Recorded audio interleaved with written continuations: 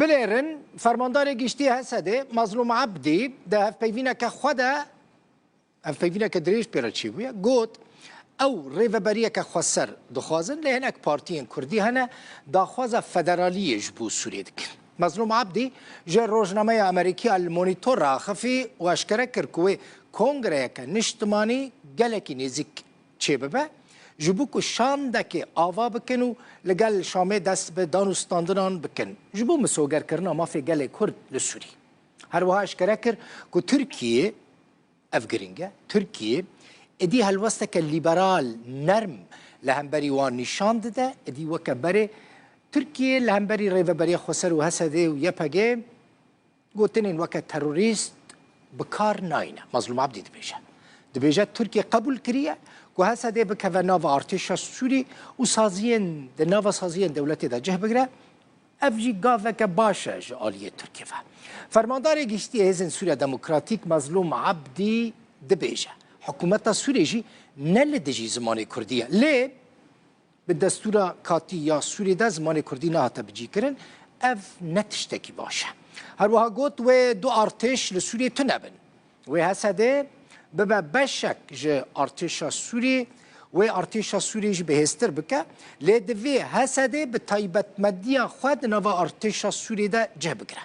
Mazlûm Abdî dibêje serokê Sûriyê şerع ji wî xwestiye ku dêrezor û reqa bikevin destê hikûmeta Sûrî lê hîn Hesedê di derbarê wan her du bajaran de biryar nedaye.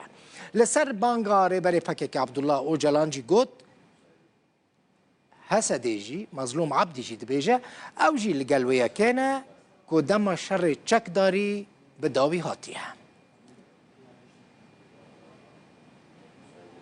Serokê Sûriyê Ehmed Şerع wezîrê derva yê wî welatî Esad Şîbanî gihîştine Îmarat û li gel Şêx Mihemed bin Zayed El Nehyan civiyan.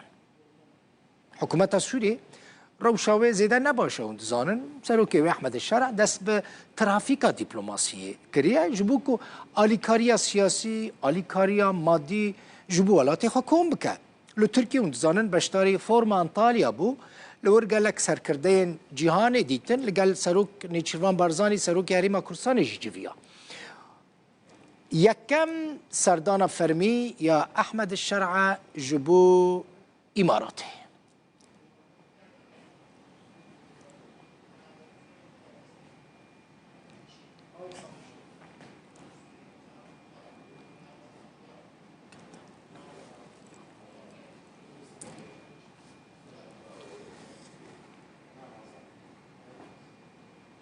Serokê Enstîtuya Kurdî li Parîsê Diktor Kendal Nezan di hevpeyvîneke taybet e li gel Rûdawê ku hevkara min ala şalî pêra çêkir dibêje wan li Fransa kar û xebatên gelekî baş ji bo parastina Rojavayê Kurdistanê kirine ji bo ku rê li şerê Tirkiye li dijî Rojavayê Kurdistanê bigirin.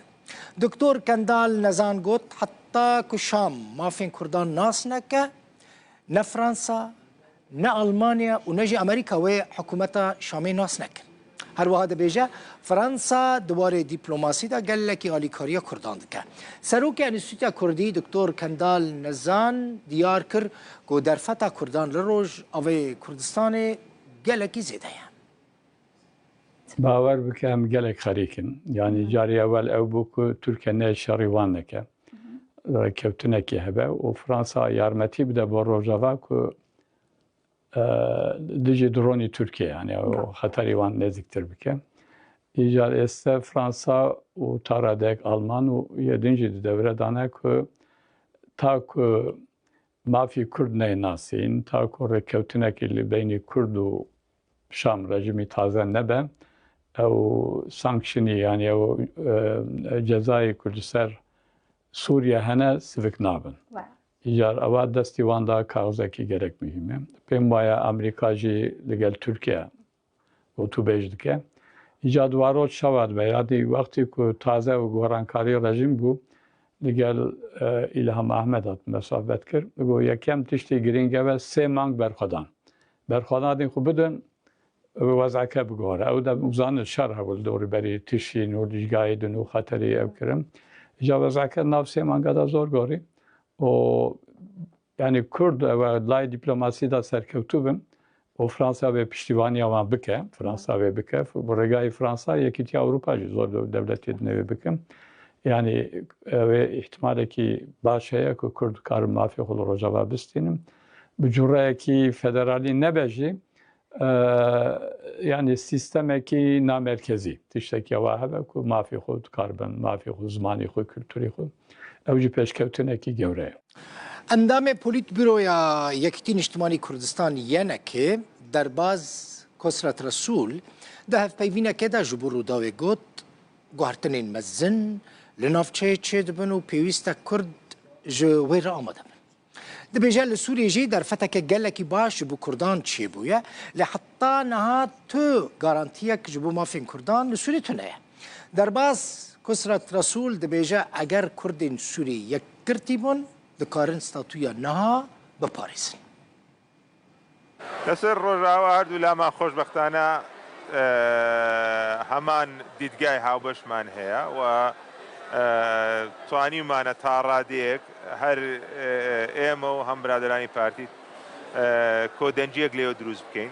ئێمە بە زەروری دەزانین کە کوردیە گرتوو بێ لەوێ و ئەگەر بێن سەیری ئەزمموی خۆمان بکەین ساڵی 91 و سەیری مێژوش بکەین هەر کاتێک کورد پەرتەوازە بۆ هیچ دەستکەوتەکی نەبووە بۆیە ئێستا دەرفەتە کایتێ پێشەوە وەسیقەیەکەیە کە بۆ یەکەم جار لە سووریا دان پێدانان هەیە بە نەتەوەی کورد بتوانن ئەوە ئیسtismار بکەن زەماناتیش نییە ینی ئەوە ئێمە دەبینین گریمانەیە بەڵام یەکگرتوو بن لەوانەیە زیاتر زامنی پاراستنی خۆیان بکەن و ئەو قەوارەی کە ئێستا بەڕێوەی دەبن بیپارێت.